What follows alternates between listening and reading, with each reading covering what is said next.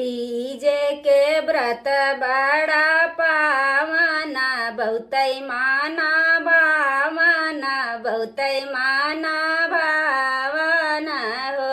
सखिया सीता जी कैली तीज व्रत त शिव के मानवै चली हो। तीज के व्रत बड़ा पावना बहुतै माना भावना हो।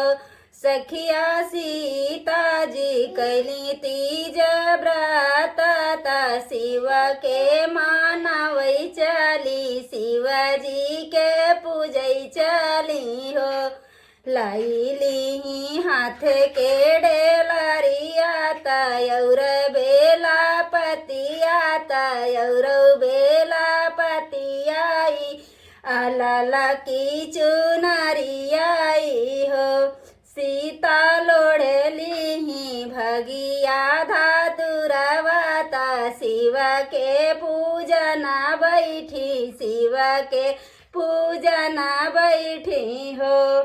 सीता लोढ़ली भगिया धातुरवता भगिया धातुरवत शिव जी के पूजैता शिव जी के पूजै बैठी हो।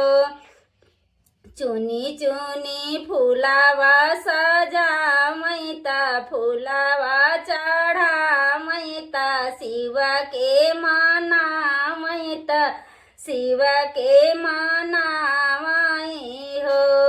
शिव जी जैसना बाटी गौरा सुहागिन अमर होई से नुरावाया अमर होई से नुरावाई हो। चुनी चुनी फूलावा सजा मैता फूलावा चढ़ा मैता शिव के मानावाई हो। शिव जी जैसन बाटी गौरा जी सुहागिन अमर बासे नुरावाया अमर बासे नुरावाई हो। शिव जी हमहू के दैदा बरदनावा सफला होई पूजनावाई हो। शिव जी हमहू के दैदा बरदनावा सफला होई पूजनावा सफला होई पूजनावाई हो। इतनी बचना शिव जी सुनई तो सुनाहू ना पावई तो सुनतै मागना भाए हो। सीता पूरा होई तोरा यार मनावा सफला होई पूजनावाई हो। सीता पूरा होई तोरा यार मनावा सफला होई पूजनावा सफला होई पूजनावाई हो।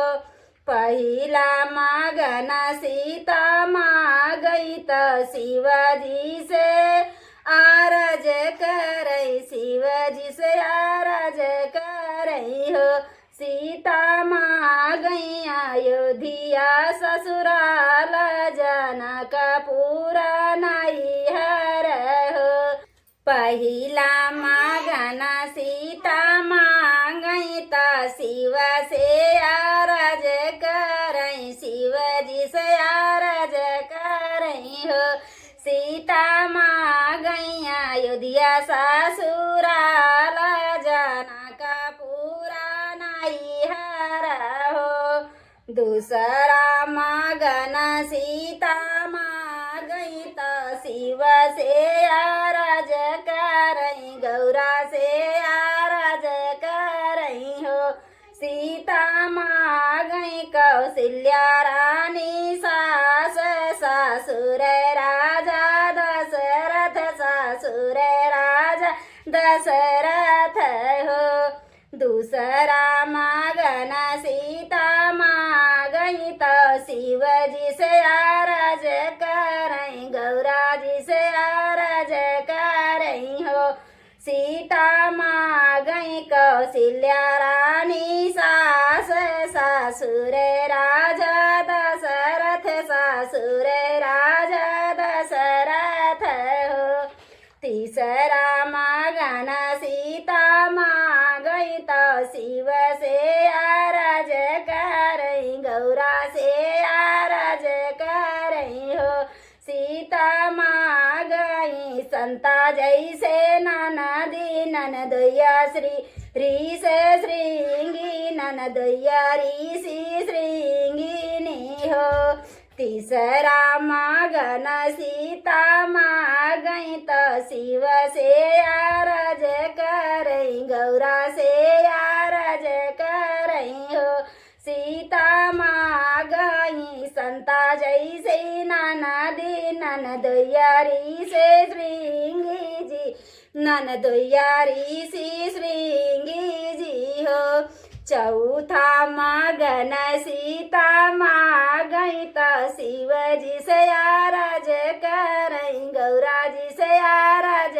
करई हो सीता माँ गई बर श्री राम लाखना छोटा देवर लाखना छोटा देवर हो चौथा मगन सीता माँ गई तो शिव जी से अरज करई हो सीता माँ गई बर श्री राम लाखना छोटा देवर हो पांचवा मगन सीता माँ गई तो शिव से अरज करई गौरा से अरज करई हो सीता माँ गए लऊ कुशलाल का पुत्र हनुमान हो शिव जी दया देता है वरदानमा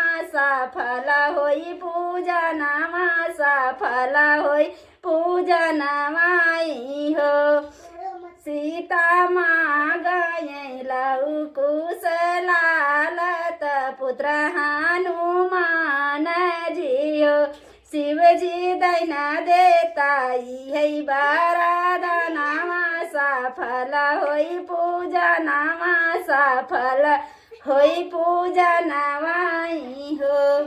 तो दोस्तों अगर स्वर गीत पसंद आता है तो आप लोग चैनल को सब्सक्राइब और वीडियो लाइक कमेंट शेयर जरूर कीजिएगा। दोस्तों आप सबको बहुत बहुत धन्यवाद।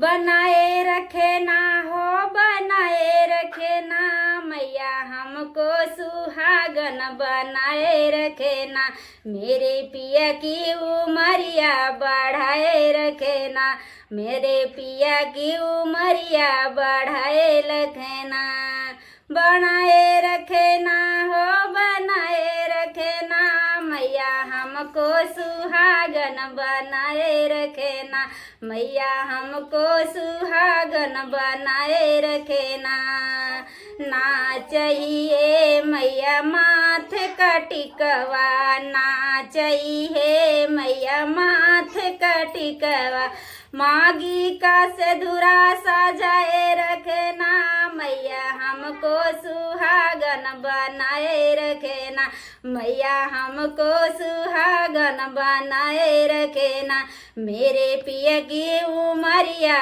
बढ़ाए रखना बढ़ाए रखना हो बढ़ाए रखना मेरे पिया की उमरिया बढ़ाए रखना ना चाहिए मैया गले का हरवा ना चाहिए मैया गले का हरवा मेरी माथों का विदिया सजाए रखना मैया हमको सुहागन बनाए रखना मैया हमको सुहागन बनाए रखना बनाए रखना हो बनाए रखना पिया मेरे पिया की उमरिया बढ़ाए रखना मेरे पिया की उमरिया बढ़ाए रखना ना चाहिए मैया कान का कुंडल ना चाहिए मैया कान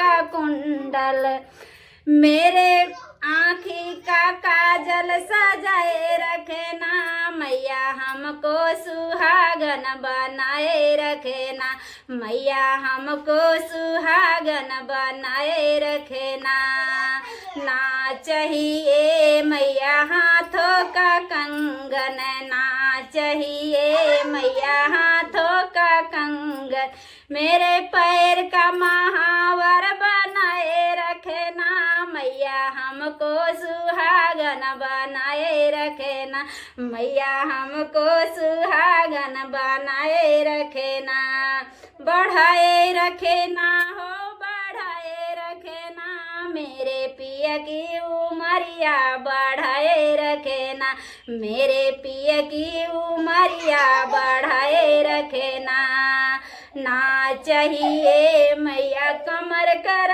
धनिया, ना चाहिए मैया कमर कर धनिया, मेरे पैर की बिछिया सजाए रखना मैया हमको सुहागन बनाए रखना, मैया हमको सुहागन बनाए रखना, बढ़ाए रखना हो बढ़ाए रखना, मेरे पिया की उमरिया बढ़ाए रखना, ना चाहिए मैया महालया टारी, ना चाहिए मैया महालया टारी, मेरे गोदी का ललना खिलाए रखना मैया हमको सुहागन बनाए रखना, मैया हमको सुहागन बनाए रखना, बढ़ाए रखना हो बढ़ाए रखना, मैया हमको सुहागन बनाए रखना, मेरे पिया की उमरिया बढ़ाए रखना, मेरे पिया की उमरिया बढ़ाए रखना।